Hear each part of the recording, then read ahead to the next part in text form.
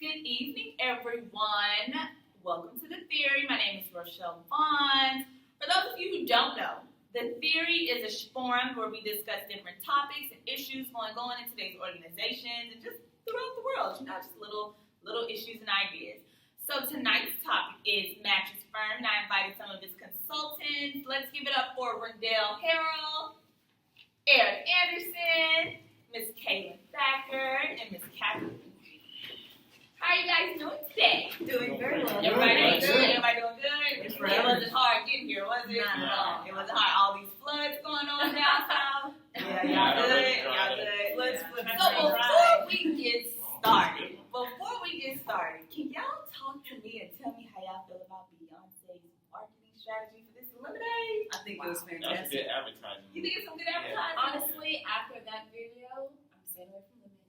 Stay away from lemonade. Oh man, anything You're not a Beehive fan out here? Not at all. Oh man, Eric, you're a little quiet. Let me find out you don't like I Beyonce. just hope Jay-Z isn't actually cheating. I can See, y'all, agree with you. I think that's only something Beyonce and Jay-Z would know, but they have some great marketing strategy. But enough about that. Enough about lemonade. About marketing. I think enough about lemonade, people. Let's get on tonight's topic. Okay, so Ms. Kaylin, tell me, what issues are going on within Mattress Firm?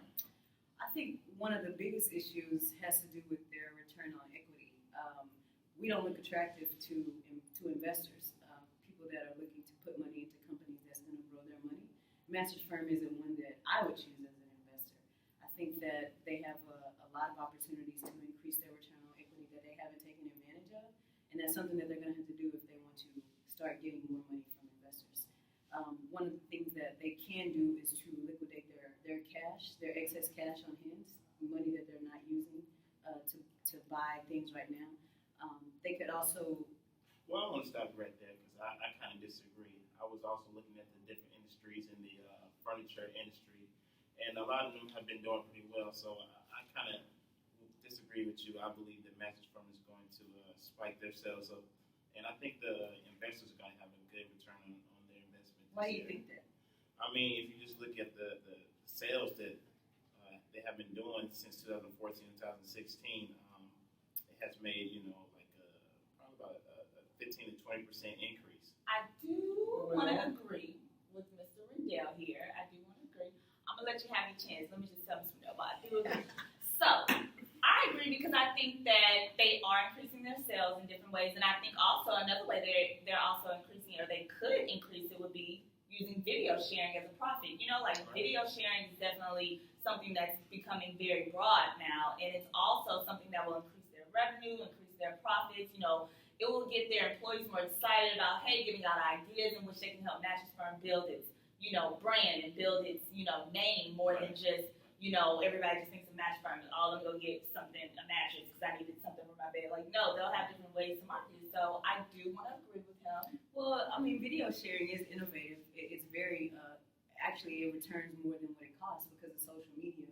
Anybody can record a video. We could use this video that we're making for a marketing tool for Mattress Firm. But we always want to refer back to where we get the money that we use from. Yes. With no investors, we have no capital to spend other than what we get from profits. So both of you guys are correct and you're going down the right path, but you're focusing on what the customers can do for us versus what we can do for the customers. When we have increased investments from investors, we're able to create more variety for the customers. We're able to market ourselves better, and the return on equity is how we would do that. Right, that's absolutely true. Getting our current market to buy more is the least of our concerns right now. It should be the least. Why? Because I feel as if maybe expanding into new markets would be a lot more better. And you mentioned brand unification. Well, you mentioned branding. And I believe that Mattress Firm needs to focus more on brand unification. Right now, they've already acquired a Sleep Train, and now they're trying to acquire Sleepies. I believe that they need to, when you talk about brand unification, you're talking about delivering one experience, something that the customers can, remember or relate to, rely on, And I don't think that Mattress Firm have all the way completed their brand unification to Sleep Train. I just feel as if that, before you start on another project, you must finish that one you started in the beginning. Well, that's a great point. I also want to bring up the fact that they actually have had a 7% increase in sales. Back to what Rendell said, that was a great point that he made. Also with Kalen, with the thing that you said about the shareholders' equity, their stocks have all actually went down about $28 from $72.10 back in 2005 to actually about $42 now.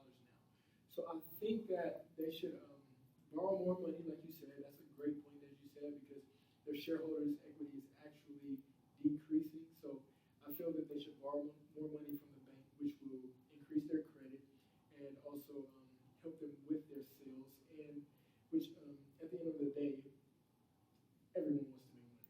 You actually jumped in my head with a bit. Eric. Yeah. You said what I was thinking. I was getting ready to say that we needed to focus on the shareholders' equity, but I'm glad that you brought that point up for me, because as we all know, the return on equity focuses on shareholders' equity. So the net income that we make from Mr. Rendell's sales over or divided by the shareholders' equity that Eric has brought to our attention would give us the return on equity. So anytime we can increase the net income by selling more of Rendell's famous products and decreasing the shareholders' equity with Eric's tactics there, their return on equity increases. So I still stand strong on that. One of our most important points would be the return on equity.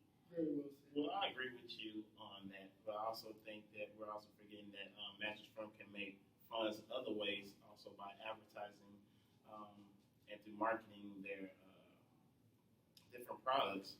And I think you can also take an example like Facebook. They advertise different companies, and they're able to generate different revenues. So I think if Mattress Firm were to incorporate and learn from them, they could probably do the same and build up some more income from marketing and sales of different companies. So you can see where the marketing standpoint versus the accounting standpoint. Yes, collaborative marketing is always a good idea in business. So But do you that's a guys, good idea. I'm sorry, do you guys ever wonder, Mattress Firm has multiple vendors, probably like maybe over 50, who knows? Do you guys ever wonder that not having enough funds can also affect the employees, like accounts payable department?